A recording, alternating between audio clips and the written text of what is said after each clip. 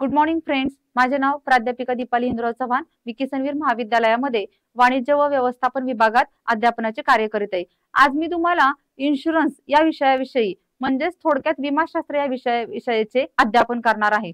सुरुवातीला आपण बघूया जीवन विमा. खाली जर आपण एक वाक्य पाहिलं तर तुमच्या लक्षात येईल की मी एक स्टेटमेंट लिहिलेले आहे, जिंदगी के साथ भी जिंदगी के बाद भी.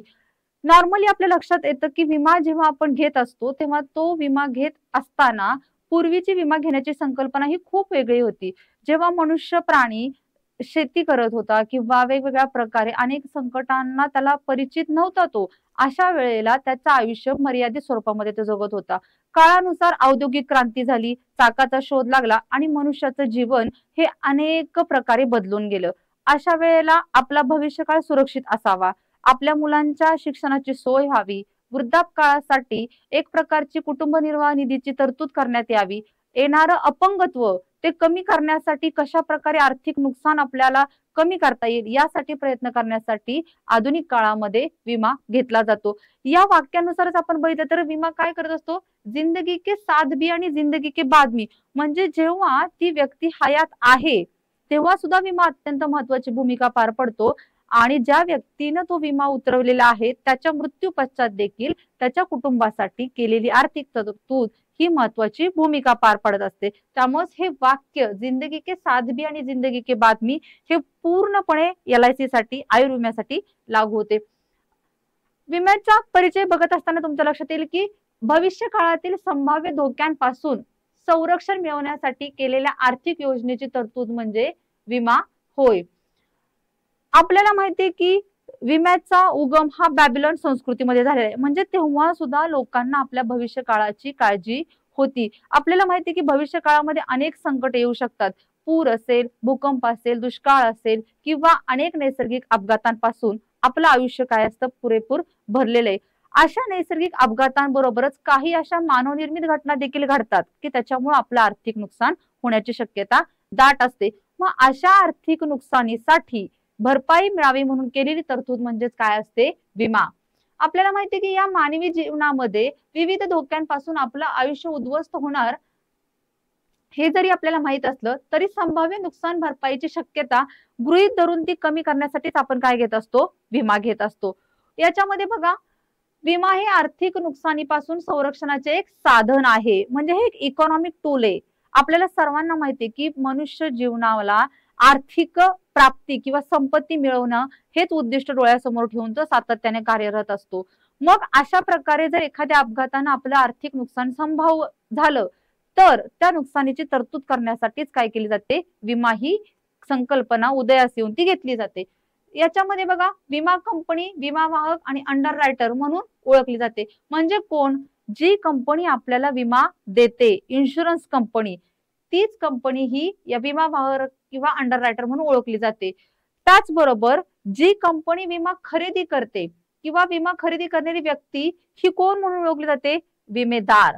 म्हणजेच आयुर्विमा हा दोन पक्षातील करार आहे. तो म्हणजे कोण, एक म्हणजे विमा कंपनी आणि दुसरा म्हणजे विमेदार. या दोन्ही घटकांमध्ये परस्पर सहकार्य असणं अत्यंत गरजेचं असतं. तसंच या दोन्ही घटकांनी एकमेकांना खरी आणि वास्तव माहिती देणं देखील अत्यंत आवश्यक असतं. याच्यामध्ये आपण पहिली व्याख्या बघूया. जीवन विमा म्हणजे काय, तर जीवन विमा म्हणजे विमा कंपनी आणि विमाधारक यांच्यातील करार.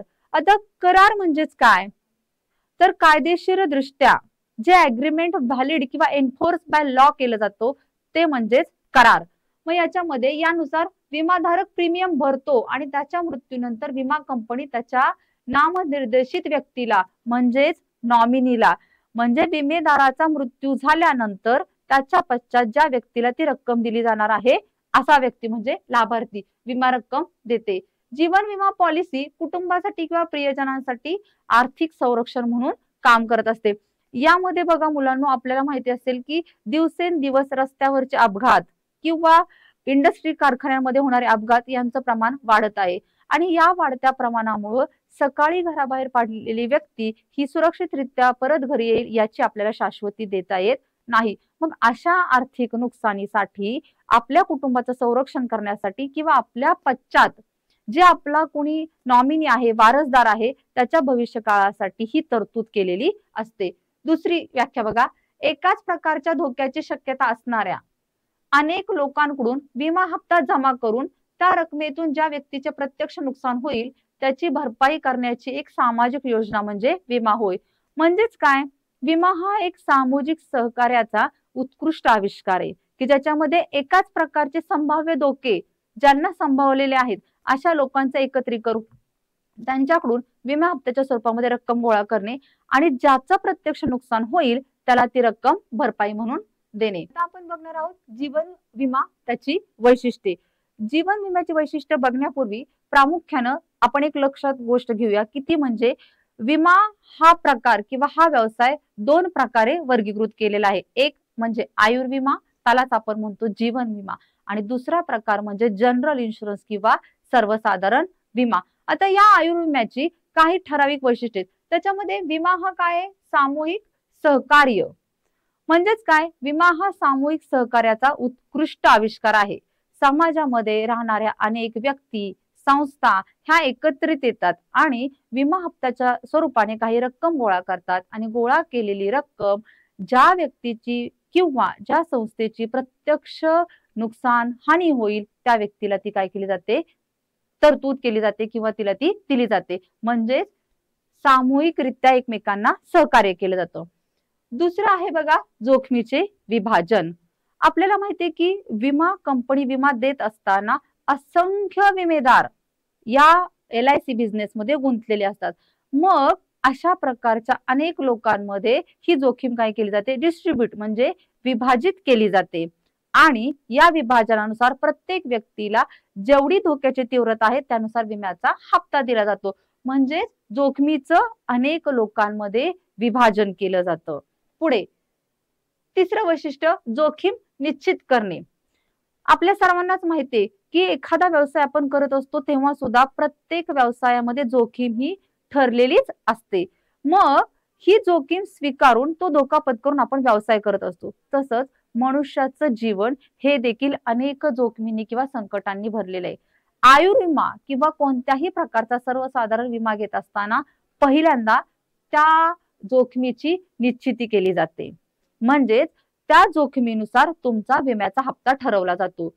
तुमच्या आयुर्विमा पॉलिसीमध्ये विम्याचा हप्ता ठरवत असताना हा घटक अत्यंत महत्वाचा आहे, कारण जितकी जोखीम जास्त तितका विम्याचा हप्ता विमेदाराला जास्त दरानं द्यावा लागतो.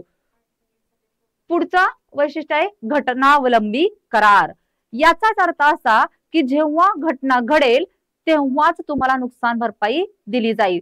सगळ्यात महत्वाची गोष्ट म्हणजे आयुर्विम्यामध्ये दोन प्रकारे क्लेमची सेटलमेंट केली जाते. एक, विमेधाराचा मृत्यू झाला तर त्याच्या कुटुंबाला त्याची आर्थिक जी बाजू सावरण्यासाठी विमा कंपनी मदत करते, किंवा विमेदाराचा मृत्यू झाला नाही तर त्याच्या पॉलिसीची मॅच्युरिटी पिरियड संपल्यानंतर ती तरतूद त्याला पॉलिसीच्या स्वरूपात एक रकमी रक्कम दिली जाते. म्हणजेच काय, घटना घडली तर विमा हप्ता किंवा विम्याचा क्लेम दिला जातो. हे तत्व फक्त आयुर्विमा सोडून कशाला लागू होतं तर सर्वसाधारण विमा प्रकाराला. म्हणजे घटना घडणं हे महत्वाचं आहे. पुढे भरपाई. या तत्वानुसार नुकसान भरपाई दिली जाते. याचाच अर्थ असा की जनरल इन्शुरन्स मध्ये जर घटना घडली तरच नुकसान भरपाई दिली जाते. जर घटना घडली नाही, कोणताही धोका जर निर्माण झाला नाही तर त्या व्यक्तीला विमा रक्कम परत दिली जात नाही. पण आयुर्विम्यामध्ये मात्र असं होत नाही, कारण मनुष्याच्या जीवनाची किंमत आपल्याला करता येत नाही आणि हा नुकसान भरपाईचा करार नाही. पुढचं वैशिष्ट्य आहे ते म्हणजे असंख्य विमेदार. यामध्ये आपण बघतो की आज जगामध्ये अनेक करोडो लोक आहेत की जे स्वतःचं आयुष्य विमा उतरवून सुरक्षित करू पाहतात. म्हणजेच असंख्य विमेदार विम्यामध्ये समाविष्ट आहेत. आणि शेवटचं वैशिष्ट्य आहे विमा हा एक व्यवसाय म्हणून आता समाज त्याच्याकडे काय करत आहे, बघत आहे, कारण अनेक प्रकारच्या नोकरीच्या संधी या विम्यातून उपलब्ध करून दिल्या जातात. नेक्स्ट लेक्चर मध्ये आपण विम्याची आवश्यकता आणि हेतू बघणार आहोत. धन्यवाद.